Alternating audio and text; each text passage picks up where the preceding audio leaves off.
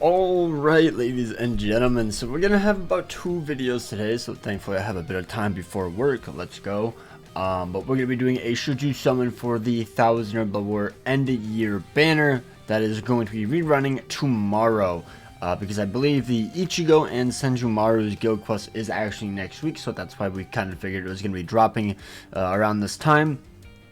I will say this, there is a BANKAI live being announced for the 19th. Do we actually have any information on that? Yeah, right here, the 10th anniversary special BANKAI live on the 19th. So keep this in mind. We will be seeing what the end of month banner is most likely, and you'll be able to see what mid month is, because I assume that this is a BANKAI live for end of month. When I first saw it, I thought it was for mid month, but I think it's getting a bit early because of the Easter time and it being on the weekend. That's just a guess though. So I'm leaning towards it being for the end of month like it usually is. For some reason, when I first initially saw it, I thought it was a mid-month BANKAI live, which would be insane. I'm hearing rumors that mid-month is apparently insane though, by the way, guys. I'm hearing rumors. I don't know what it is, but I'm hearing rumors. So maybe I want to say don't summon, but then if you don't have Ichigo, you're gonna miss his guild quest, so it's up to you. Just be aware that apparently people are saying it's crazy. That's all I know. That is all I know. I will personally be skipping because I do have all 3 of these characters, and I don't realistically go for dupes unless it's a favorite character. But this banner is going to 100% be worth it if you summon. All 3 of these characters are meta. I guess I should probably check the filler before I say that, but these characters are insane. And then the filler, oh my goodness, yikes. Besides Mask, and I guess Yumachika, I will say Yumachika is at least decent for guild quest. Byakuya is a decent booster, and then Chojo is a okay farmer. These 2 units are terrible, but they are at least very good links. They are the best links in their attributes, or at least close to. I think these 2 have the highest SP for that certain link. The full, when you're for the recharge, and when you're at full stam, you get 20% more strong attack damage, but still.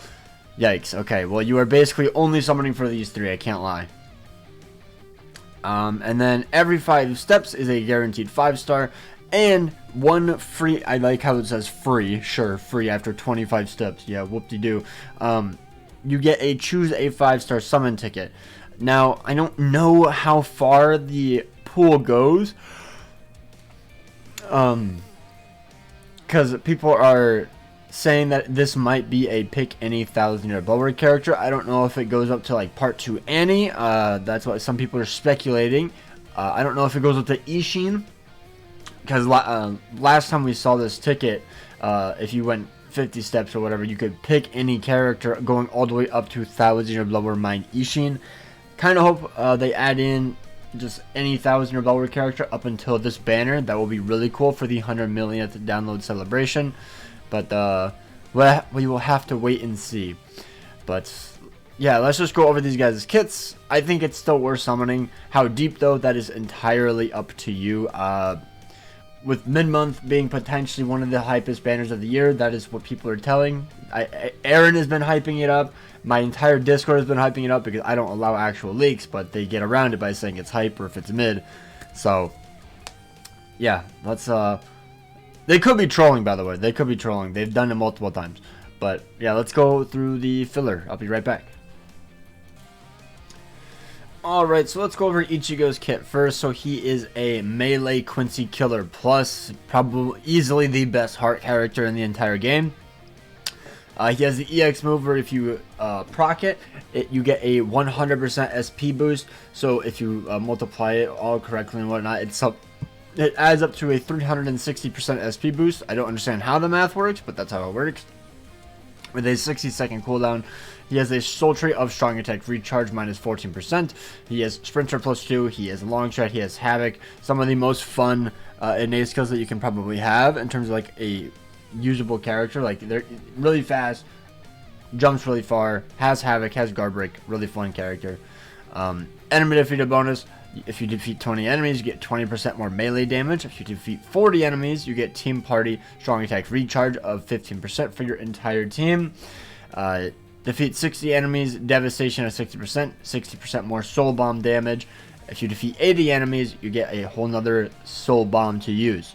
Attainable skills, you have a Berserker value of 60%, Devastation of 60%, increased status element chance against Quincy's. He has Poise, Marauder, SP boost at 80%, Frenzy plus 3, a Debilitator value of 5 seconds, Weaken defense, Poise break outside of break battle, so you can like knock big poised enemies down, and then complete status immunity. And he just has like a perfect kit. I believe it's a 3K link beam, 960 AoE in front, and then a full screen SA3. So he is a very, very, very, very fun character. Probably my favorite within last year, but that could just be recency bias. I don't know. But now going on to Senjumaru, she is a melee captain killer plus. Oh, also I forgot to mention, Ichigo does have weaken plus on all of his strong attacks. They don't mention it here. Weakening plus basically weakens their defense by 70% if you inflict, and if you inflict a status element with weakening plus, it does not take over any characters that have just like base weakening or paralysis or anything. So you can kind of like stack these status ailments. I had to mention that because of Senjumaru, where she has multiple status ailments. She has, I actually forgot. Let me look on BBSM. What was her actual status ailments? It was freeze on the SA1, paralysis plus on the SA2, lacerate plus on the SA3, and then drain on the EX and the soul bomb. And her EX is just like Gremmy's. I think it has a little bit less range, but it's the boost of 30 and debuff of 30 on her EX skill. But yeah, Captain Killer plus melee. Yeah, wide attack that boosts allies and debuffs enemies for 15 seconds. Sultry is strong attack recharge time minus 12%, and damage inflicted at full stamina plus 20%. And innate skills is Sprinter plus 2, paralysis duration minus 100%, and havoc of 20%.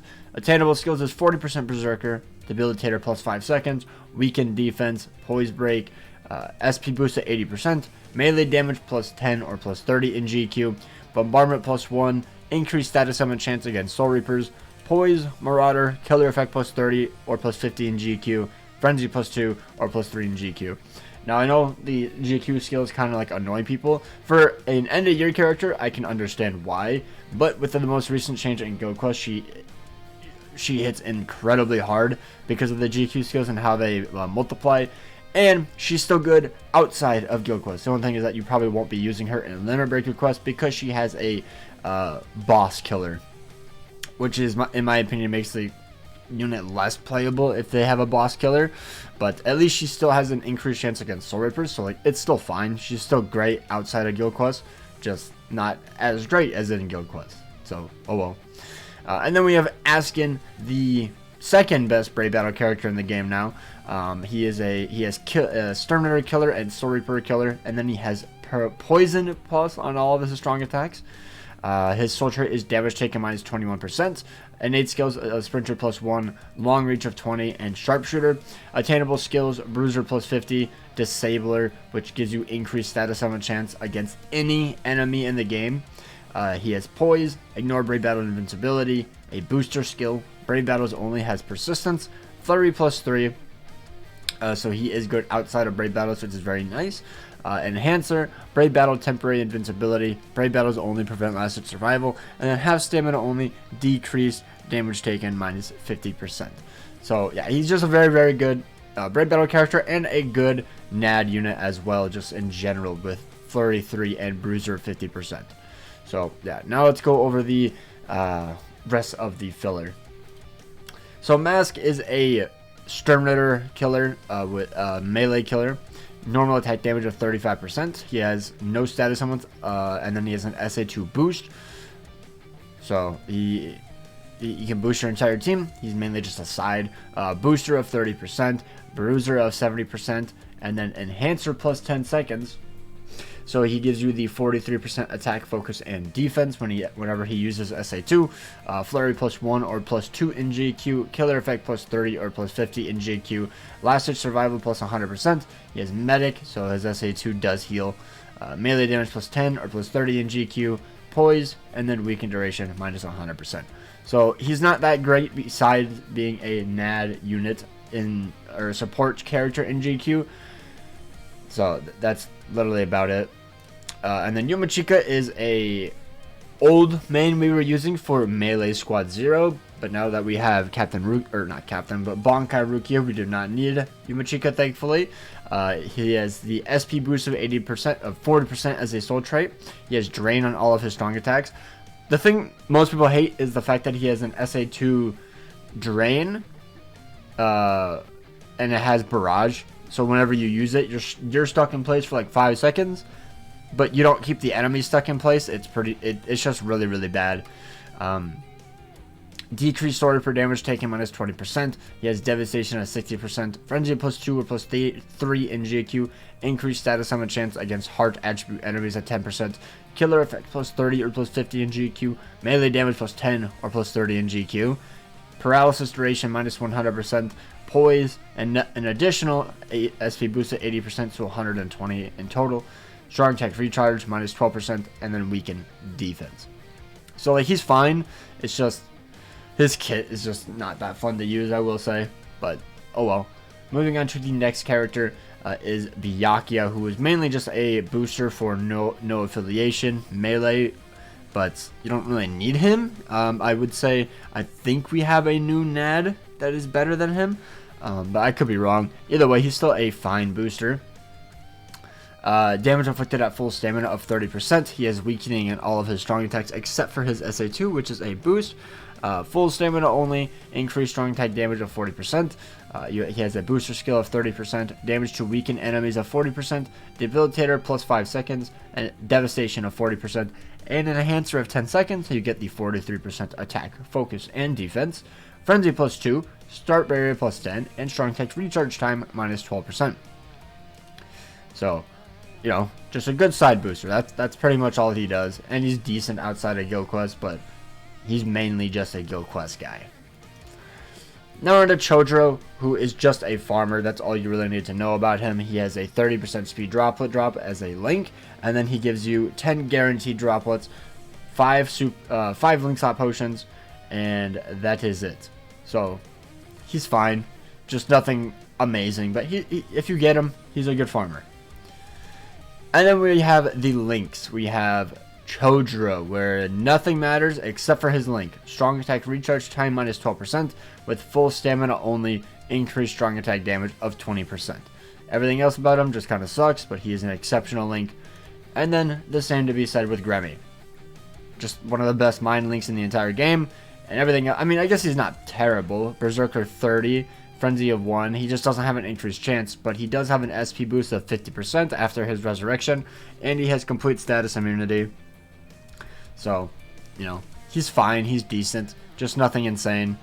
He is usable in link slot trials, is all I can say.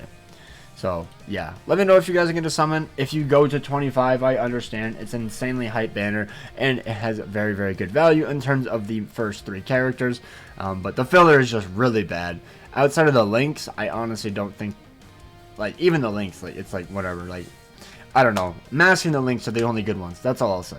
Everyone else is very mediocre, and even then you don't even need the links. It's just more so for endgame Guild Quest players realistically, but you know, it is what it is. Yet again, let me know if you're going to summon. Take care, and also be careful with your orbs. Every single time I hop in Aaron Arrow's stream, he's saying that we are getting something hype coming up. So, be careful is all I can say. I don't know what it is, but apparently it's hype. So, take care. Best of luck if you consider summoning. Take care, and peace out.